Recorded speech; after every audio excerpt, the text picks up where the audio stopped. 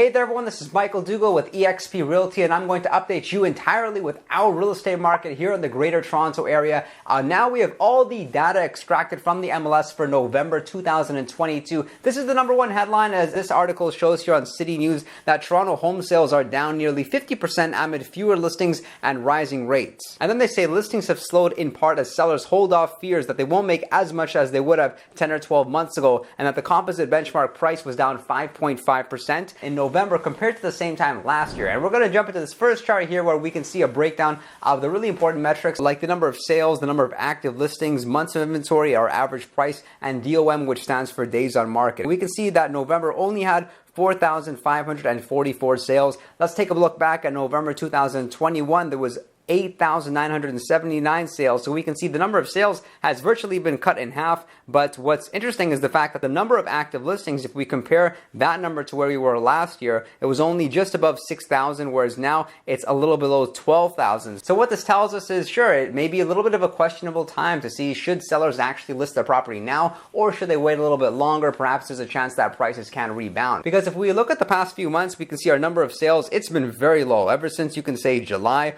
July only 4,900 sales, but look back in March, there was almost 11,000 sales. Whereas we look at the number of active listings, in June, we hit a high of 16,000 active listings. Now, it's far lower than where it was back then, but at the same time, the number of sales has also decreased. So what we're looking at really is a little bit more of a balanced market. There's advantages both ways. I think for buyers, it's great because they can afford to make an offer on a property and add the conditions that they feel comfortable with, like for home inspection and to get satisfactory financing in place. With sellers, they're still able to sell their home. They're able to do that in a fairly stress-free process, whereas compared to the market we were in last year, what happened was those sellers couldn't actually purchase property because nobody would accept their offer if it was conditional upon them selling their home. Because if you were in that position, say last year, you wanted to sell your property first before purchasing a property, then what was you couldn't actually make an offer on a property conditional upon you selling your home, because the homeowner of the property you were purchasing, they would refuse your offer because they had other offers lined up which didn't have that same condition. Whereas now buyers are able to do that, and whereas for first-time buyers, some of them are a bit hesitant to be in the market because they're expecting maybe prices would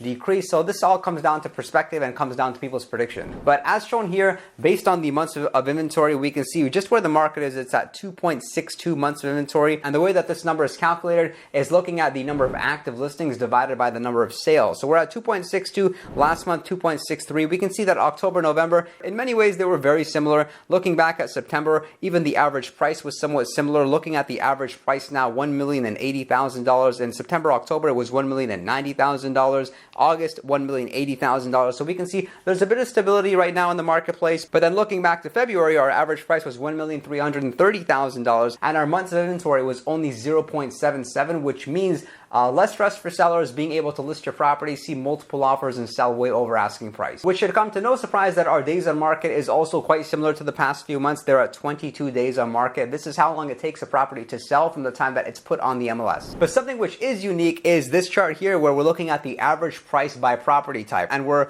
comparing detached homes, semi-detached homes, townhomes, and condo apartments. And for the first time in many months, we can see that all home styles have actually experienced a price decrease. So our detached home segment, they've experienced a price drop by 11.3%. Semi-detached, they're down the most by 13.9%. Townhouses down by 6.4%. And now condo apartments down by 0.9%. Whereas the past few months, and I've been sharing these charts with you, usually it looks like the condo apartments are slightly up from where they were last year. But now that's not the case. We can safely say that all home styles have actually gone down in value if we compare it to last year. However, the good news is that if we look at October and we compare it to November, that the prices are actually up. For detached homes, the York region home prices are up by 6% if we compare October to November. If we're looking at Peel region, Peel detached homes are up by 2%. And in the Durham region, the average price for detached homes is up by 3%, again, comparing October to November 2022. And now here we're looking at the 5-year historical average price. And what we're doing is we're taking the month of November and we're comparing it to 2021, 2020, 2019, and 2018. And we can just see how much the average price has increased. And for this reason, you can always look at real estate as a safe investment, provided that you're purchasing long-term. Like one of the questions that I always ask buyers when they tell me that they're ready to purchase a property is I ask them, what are your long-term goals with this property? Because provided that you're actually willing to hold on to a property, maybe turn it into a rental property one day, it's most likely going to go up in value, and then you have your equity along with the appreciation. So November 2018, our average price was $787,000. Then we saw a slight increase to $843,000. Then again, $956,000 in 2020. But look at that jump from 2020 to 2021. Our average price did increase to $1,163,000. And now, yes, it's slightly lower than where it was last year. We can see we're at $1,079,000. This is still higher than 2020, and that's when the pandemic was happening. And if you have any thoughts of buying or selling, call me.